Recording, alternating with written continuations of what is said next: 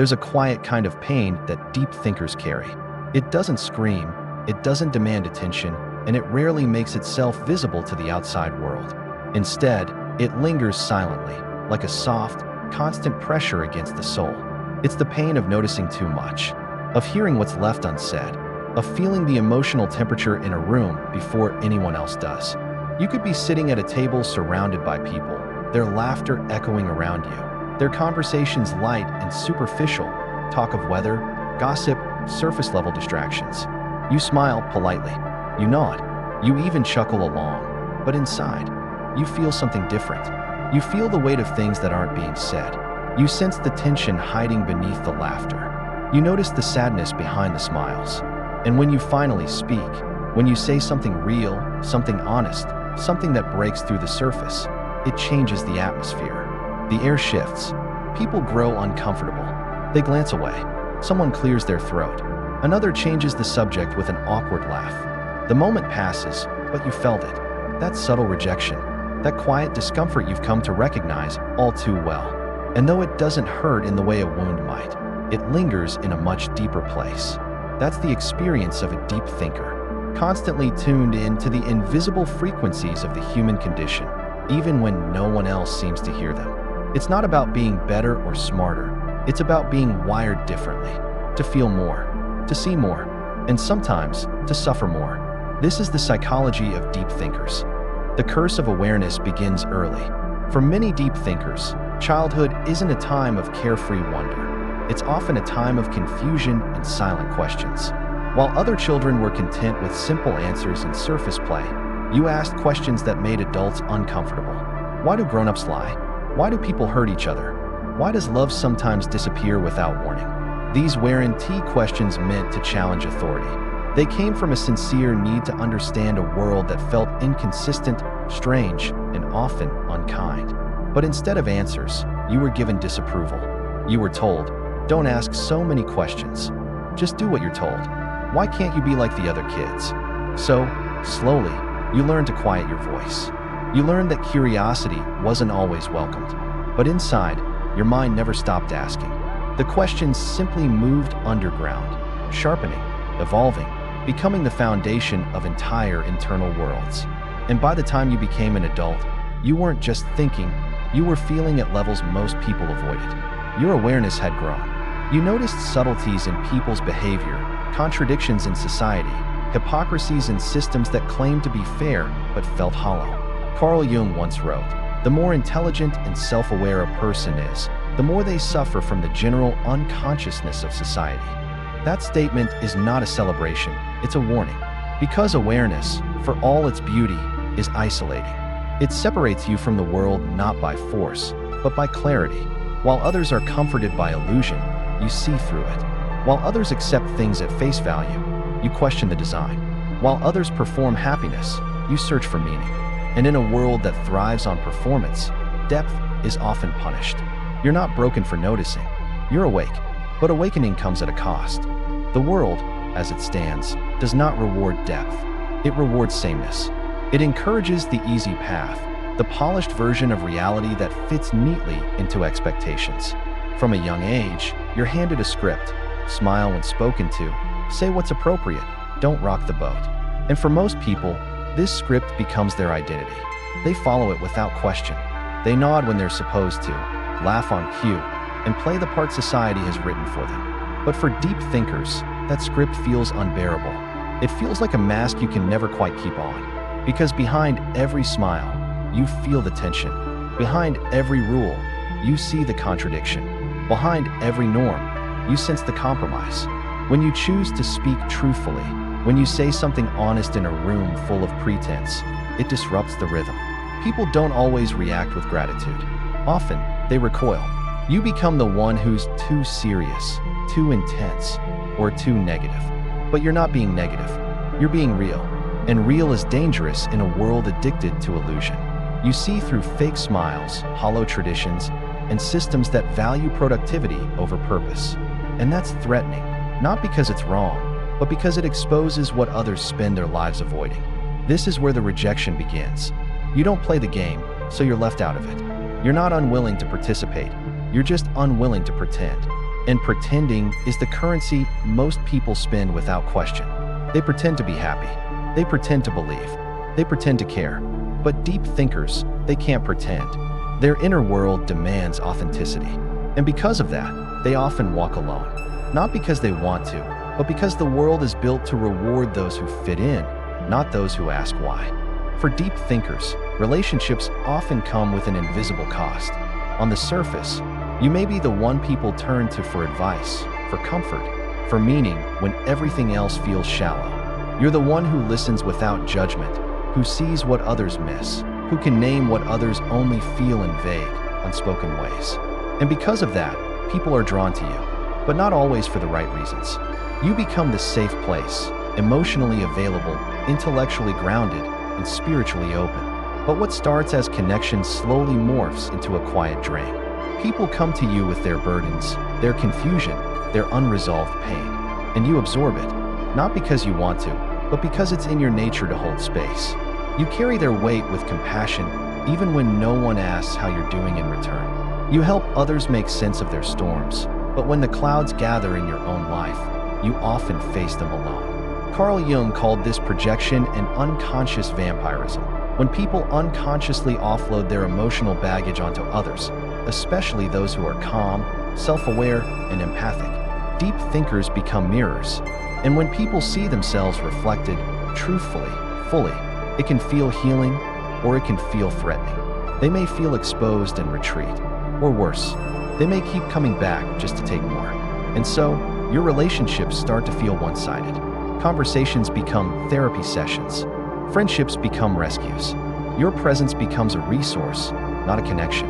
And over time, you begin to feel invisible, not because you're not seen, but because you're only seen for what you give. You become exhausted, spiritually and emotionally, but no one notices. They're too used to your strength, your stillness, your steady light. But inside, you're dimming. And when you finally pull away, when you say you need time, or space, or silence, they say you've changed. They call you distant, cold, selfish. But what they don't see is that your silence isn't rejection. It's survival. Modern life is not built for deep thinking. It is fast, noisy, relentless. Every scroll, every headline, every advertisement is designed to distract you, designed to keep you moving, consuming, comparing, reacting. It whispers a single message over and over: you are not enough. But maybe if you buy this, follow that, achieve more, you'll finally be okay. And while many absorb that message without question, deep thinkers don't just hear it, they analyze it. They see the manipulation. They feel the psychological sleight of hand. You notice how beauty is sold as worth, how fear is used to sell safety, how attention is hijacked, not earned. And even though you know it's a lie, even though you see it clearly, you're not immune to its effects. Because deep thinkers don't just take in information, they process it. They sit with it. They feel it. And that takes energy. Even something as simple as scrolling through social media can feel overwhelming. You don't just see images. You sense the loneliness behind the curated smiles, the desperation behind the inspirational quotes, the quiet pain hiding between the lines. You start to wonder, why is everyone pretending to be happy? Why does no one talk about grief, about shame, about fear? Why is vulnerability edited out like it's offensive? Carl Jung believed that the collective unconscious shapes society more than logic. And right now, that unconscious is terrified of depth. It's terrified of truth. It's terrified of silence. That's why stillness feels radical. That's why asking hard questions feels threatening. The systems we live in, education, media, work, they weren't designed to nourish the soul. They were designed to produce results, to maintain order, to keep the machine running. And in that machine, the deep thinker becomes the anomaly, the one who pauses when everyone else is rushing, the one who reflects when everyone else is reacting, the one who asks, what does any of this mean? And for that, the world punishes you. In school, you're labeled a daydreamer. At work, you're seen as too philosophical or not results-driven. In relationships, you're told you're too intense, too sensitive, too much. But what you really are is real. And in a world obsessed with performance, being real is revolutionary. But revolutions are never easy. They come with resistance. They come with loss. And they come with a choice: to conform and be accepted, or to feel deeply and stand alone. There's a difference between being alone and feeling lonely, and deep thinkers know that difference intimately. You've likely felt loneliness even in the most crowded rooms. Not because you lack company, but because you lack connection. Not surface connection, the kind that passes for conversation in most places, but the kind of connection where you can say what really matters without apology. Where you can express thoughts about life and death, meaning and madness, trauma and healing, and be met with presence instead of discomfort. Most of the time, you stay quiet, not because you have nothing to say, but because you've learned that many people simply aren't ready to hear it. Carl Jung once said, "Loneliness does not come from being alone, but from being unable to communicate the things that seem important to you." And that line cuts deep, doesn't it? Because you've felt it. You've held back truth in favor of harmony. You've swallowed insight to avoid conflict. You've dulled your light just to make others more comfortable in the dark. And each time, a piece of you went unseen, a thought left unspoken, a truth left hanging. But here's the gift that often comes with that pain: solitude. Because solitude is not absence, it is presence. Solitude is finally being with yourself without having to explain, shrink, or censor. It's the sacred space where your mind is free to wander, your soul is free to speak, and your truth is free to breathe. In solitude, you are no longer a mirror for others. You are a mirror for yourself. And for the deep thinker, that mirror is essential. It's how you process. It's how you heal. It's how you remember who you are beneath the noise. Yes, it can be lonely. Yes, there are days when you ache for someone who gets it, someone who speaks in metaphors, who finds symbols in silence, who knows that a single well-placed question can reveal more than 1,000 answers. But until you find them, if you find them, you return to your own company, not as a last resort, but as a chosen sanctuary. Because while loneliness wounds the soul, solitude restores it.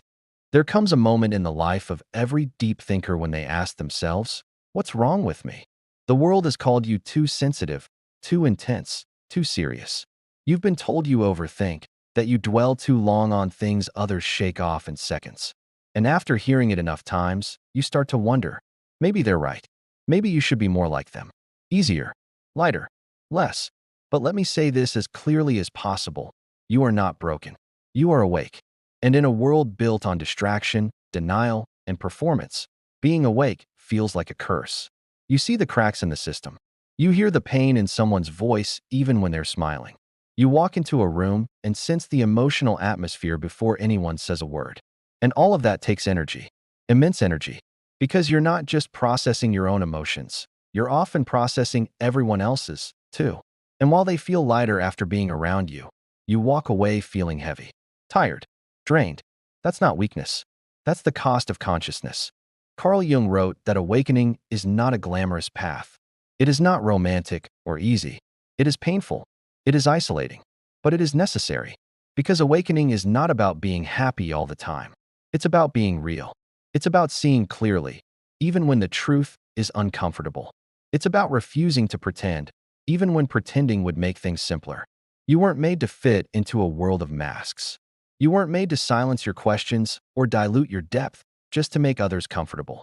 You were made to see, to feel, to reflect. That is not a flaw. It's a function. And once you accept that, once you stop asking for permission to be who you already are, a strange kind of peace begins to emerge. Not because the world changes, but because you do.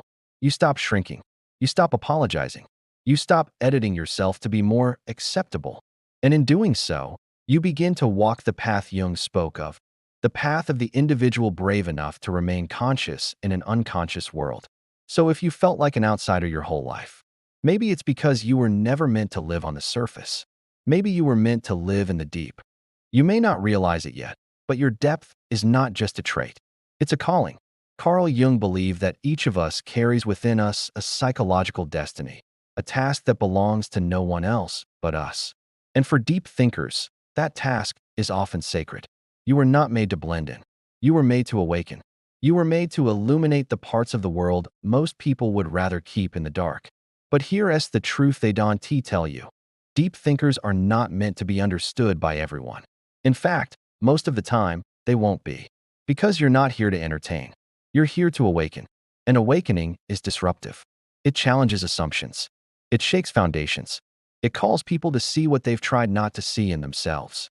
That's why you may lose friends. That's why you may walk alone. That's why people might misunderstand your silence, your sadness, your strength. But that doesn't mean you should dim your light. In fact, it means you must shine it even brighter. Because in the silence of your solitude, there are others scattered across the world, feeling the same ache, asking the same questions, waiting for someone to say what they've been carrying in their hearts for years. And when two deep thinkers meet, really meet, it changes something. In that moment, the illusion cracks. The truth breathes. The soul feels less alone. So don't hide. Don't shrink. Don't apologize for the weight of your thoughts or the intensity of your presence. Let them misunderstand you. Let them call you too serious, too sensitive, too deep. Smile gently and go even deeper. Because the world doesn't need more noise. It needs your silence. It doesn't need more distraction. It needs your attention. It doesn't need more pretending. It needs your truth. Jung said that only when individuals transform themselves can society truly evolve. And who transforms society? Not the loudest, not the richest, not the trendiest, the most conscious. The ones who dare to look inward, to confront their shadow, and return with light. That is you. So stop waiting for the world to validate what you already know. Stop asking for permission to be who you are. Start valuing your depth so profoundly that others have no choice but to rise to your level or fall away. And both outcomes are okay, because this path isn't about being liked. It's about being true. And if these words made you feel seen, if they stirred something quiet and ancient inside you, then stay close. You're not alone anymore. There are more of us out here than you think. Still thinking, still feeling, still refusing to go numb, still awake.